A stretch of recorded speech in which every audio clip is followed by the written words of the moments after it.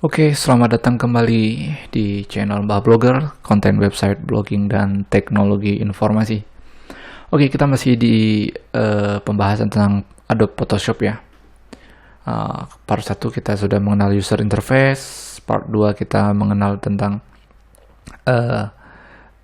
project ya, mengenal project baru, penyimpanan, kemudian ekstensinya. Nah, kemudian untuk part 3 ini kita akan membahas tentang shortcut ya, shortcut tool. Jadi shortcut ada banyak nih, ada shortcut cepat ya, Ctrl S dan sebagainya. Kemudian shortcut tool itu bagaimana pemilihan tool secara cepat tanpa kita harus mengklik-klik toolnya gitu ya. Jadi kita tekan tombol-tombol aja atau keyboard ataupun keyword pada keyboard sehingga langsung berubah toolsnya pada Adobe Photoshop. Oke, tanpa berlama-lama lagi kita langsung saja ke Adobe Photoshop-nya. Nah, ini saya sudah buka project kita pada part 2 sebelumnya. Nah, ini pada Adobe CC kita diberikan petunjuk untuk keyword menggunakan toolbox ini ya. Menggunakan toolbox ini kita bisa pakai shortcut yang sudah diberikan informasinya gitu. Kalau Adobe CS saya lupa ada apa enggak fiturnya. Nah, kalau Adobe CC ada fiturnya, yaitu sebelah ini ada menu bar ya, bukan menu bar ini, icon menu ya, icon menu 3 ini. Kalau di web namanya menu ini menu sate gitu ya. Nah, karena dia ada 3 ini. Nah, ini pas di klik kanan, kemudian edit toolbar diklik. Ini saya zoom aja biar kelihatan. Oke, pada Adobe CC pada toolbar ini ada bagian sebelah dari ini ya, loop ya, zoom.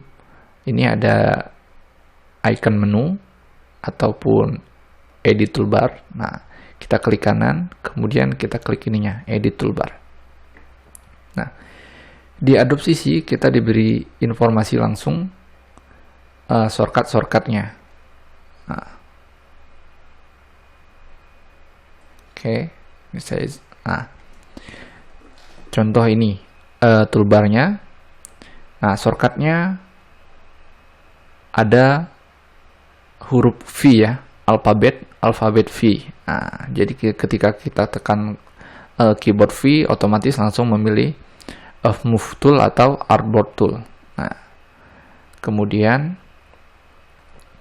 ada M untuk rectangle marquee tool, kemudian elliptical marquee tool. Oke, kemudian ada L untuk lasso tool, polygonal, kemudian magnetic, kemudian W untuk object selection tool, quick selection tool, magic wand tool, kemudian C untuk crop tool, kemudian perspective, kemudian slice dan seterusnya, kemudian K untuk frame tool, kemudian I untuk eyedrop, kemudian J untuk spot healing brush, seterusnya. Kemudian B untuk brush, S untuk clone, Y untuk history brush tool, kemudian E untuk erase, background eraser dan seterusnya. G untuk gradient tool. Nah, kalau untuk blur tidak ada ya, shortcutnya tidak ada. Kemudian .g ini O dan burn tool, kemudian spong, P untuk pen tool dan seterusnya, kemudian T untuk horizontal untuk teks ya, kemudian A untuk pad selection tool, U untuk rectangle dan sebagainya untuk membuat save, kemudian ada hand tool dengan H, rotate view tool dengan R, kemudian zoom tool dengan Z. Nah, Ini sebisa mungkin kita hafal ya, sebisa mungkin hafal. Kalau nggak hafal ya sudah, berarti kita tinggal klik aja. Yang penting tahu ikonnya fungsinya apa gitu.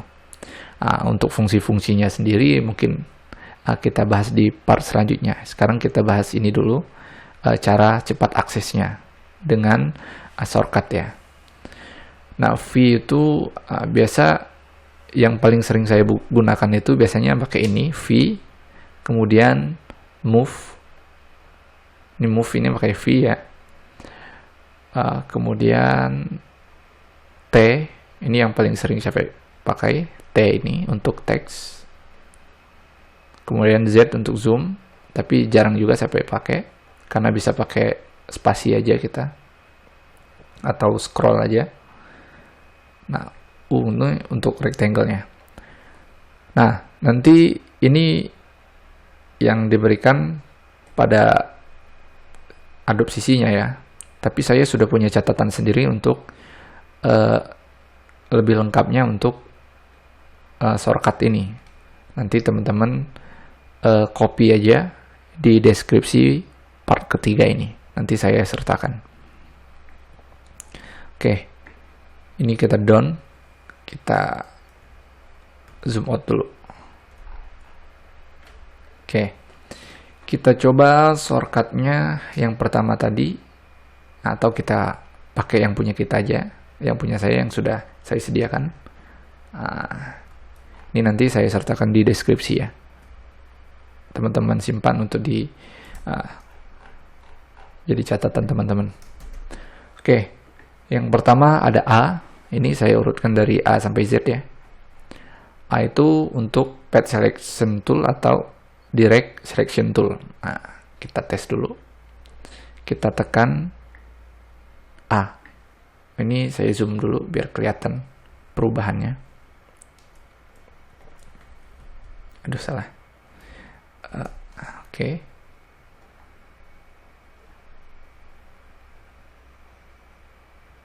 Bentar, saya zoom. Oke. Nah, ini kan aktifnya berada pada Move Tool ya. Pada Move Tool ini aktifnya. Nah, sekarang kita coba tekan alfabet A-nya atau keyword A. Nah, langsung pindah ke sini ya. Nah, langsung pindah ke Path Tool.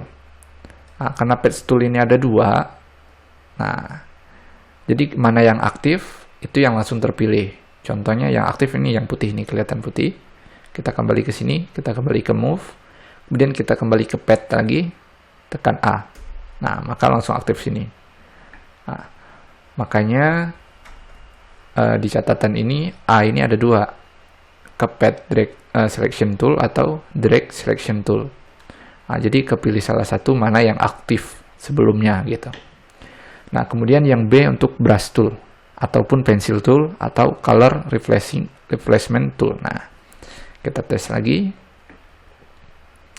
Ini sebelumnya aktifnya di path tadi ya, atau direct. Nah, kita kembalikan ke path. Nah, kita tekan B, huruf B. Nah, langsung ke brush ini. Nah, kemudian contoh brush, kalau dia ikonnya seperti ini, tanda stop ya, ataupun tidak diizinkan, itu karena selecting layer kita bukan pada artboard. Nah, bukan pada artboard, tapi pada teks. Contoh nih, yang aktif itu berada pada teks ini, sebelah kanan. Saya zoom. Nah, jadi berada pada teks.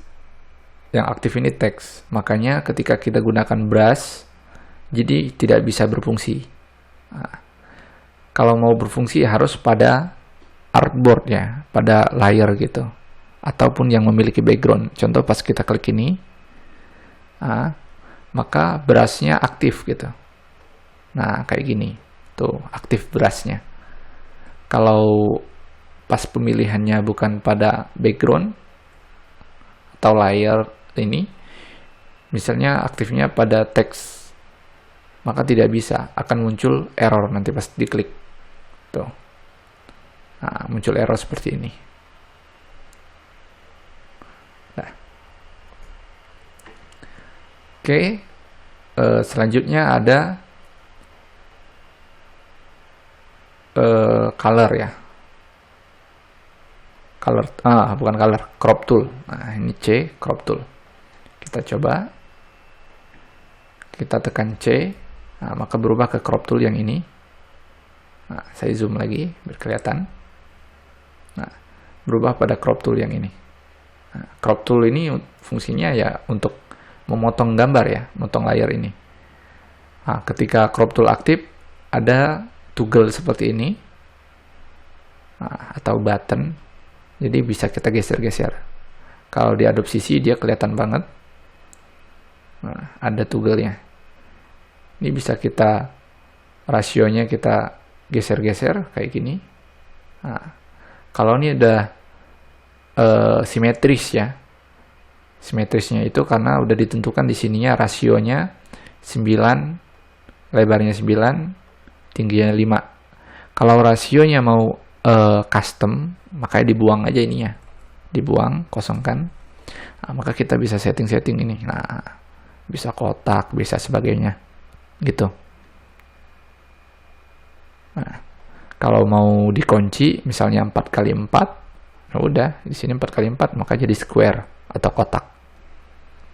Atau ininya 6, nah, gitu. Kalau mau bebas ya dibebasin aja. Lebih lengkapnya sih nanti kita pas pembahasan toolbox-nya. Ini kita baru bahas shortcut-nya aja. Oke. Shortcut selanjutnya ada default foreground ya, foreground atau background color.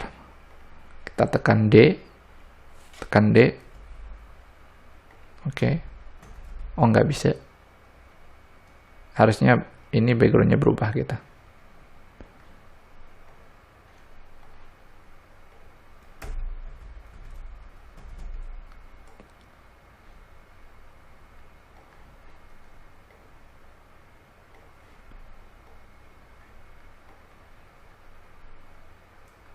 Oke, coba kita tes dulu. Nah, jadi kalau kita mau pakai D, kita harus pilihnya di sini dulu, paint bucket-nya ini atau G ya. Baru kita bisa aktifin di D-nya. Contoh ini, kita bolak-balik ininya. Nah, ini saya zoom aja.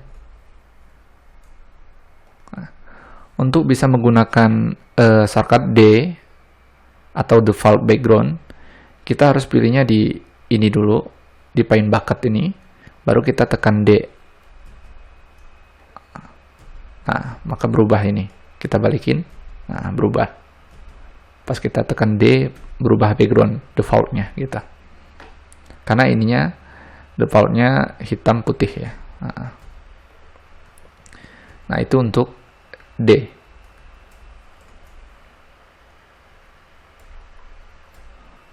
Oke, selanjutnya ada shortcut erase tool untuk menghapus ya.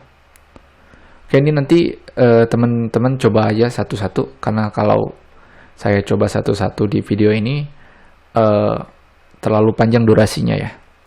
Nah, pada intinya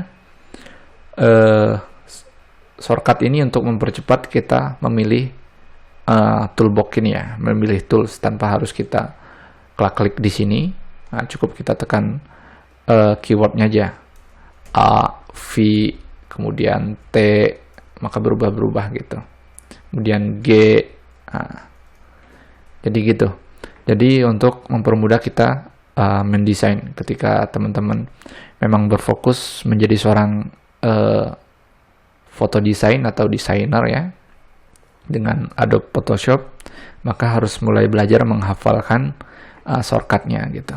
Apalagi teman-teman yang mau berkecimpung di dunia percetakan ataupun pokoknya gitulah yang tentang desain-desain menggunakan Adobe Photoshop, maka teman-teman hukumnya wajib ya untuk menghafal shortcut ini gitu, supaya cepat dalam melakukan desain.